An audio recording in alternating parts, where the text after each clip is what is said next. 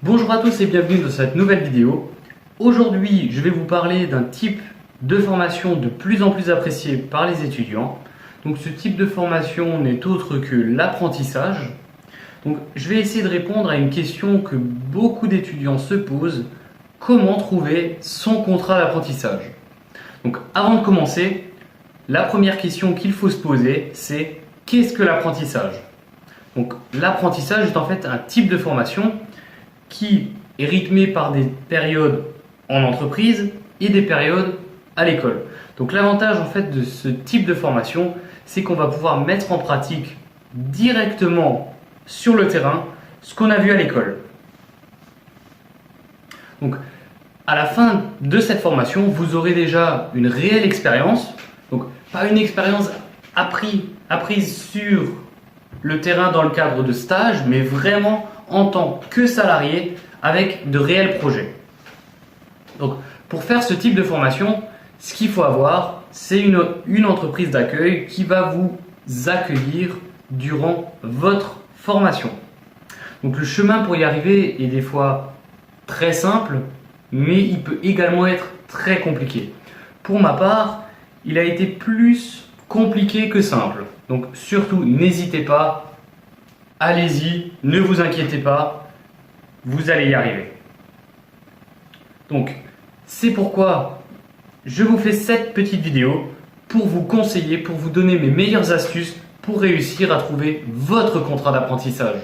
Donc, ma première astuce, ça va être faites-vous un suivi de vos candidatures. Organisez votre recherche. Imaginez maintenant qu'un recruteur vous appelle, je ne sais pas, durant votre cours de bio, devant votre télé, n'importe, il vous appelle et vous ne savez plus qui a été votre correspondant. Vous ne savez plus quelle est la personne avec qui vous avez discuté, vous ne savez même pas quelle candidature vous avez envoyée et pour quelle formation. Imaginez-vous déjà la mauvaise image que vous donnez au recruteur. Donc faites-vous une feuille de route. Donc par exemple, je vous ai confectionné une feuille de route. Voilà.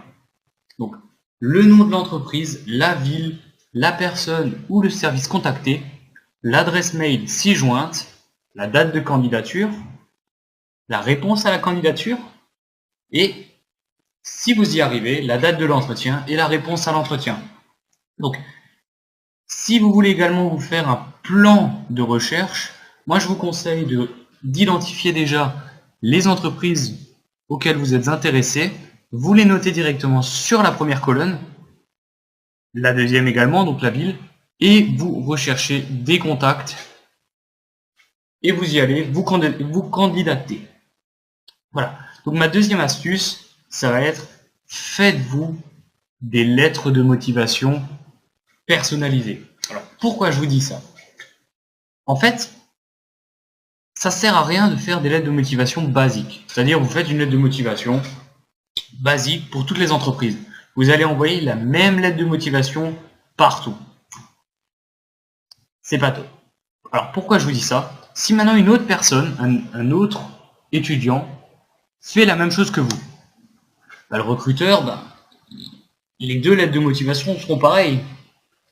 Par contre, si vous faites des lettres de motivation personnalisées, donc quand je dis lettres de motivation personnalisées, c'est-à-dire votre entreprise telle et telle est reconnue comme le leader dans son secteur qui est tac tac tac. Donc vraiment personnaliser votre lettre de motivation, donc c'est qu'un exemple, mais ça va montrer au recruteur que vous êtes curieux.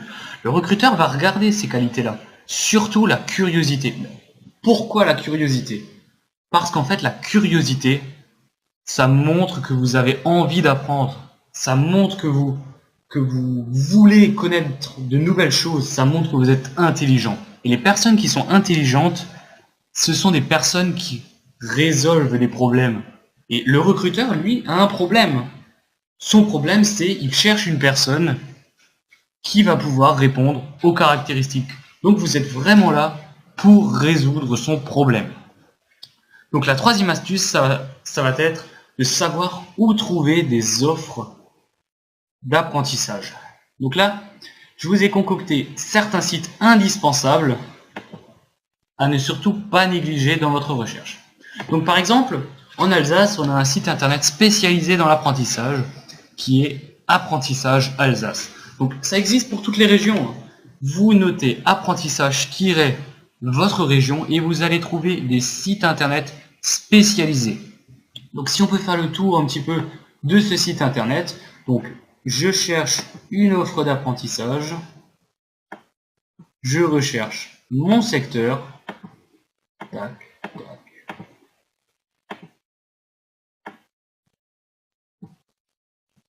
Donc DUT, disons DUT, Pasteur, ingénieur. Voilà. Et on en a un. Maintenance, esthéticienne, coiffeur. On a vraiment plein de choses. Donc c'est des sites internet qu'il ne faut pas négliger. C'est vraiment une source, une pépite. Après, vous avez d'autres sites plus génériques, comme Indeed, qui est vraiment le bon coin des offres. Donc par exemple, moi je veux faire coiffeur en apprentissage, hein, ou ça en Alsace. Ah, pas de bol, on n'a rien trouvé. Ah si, voilà. Coiffeur, apprenti, alternance. Apprenti coiffeur. Donc là, on en a. On en a. Bon, c'est pas le... Ah, il m'a remis le grand test. Désolé.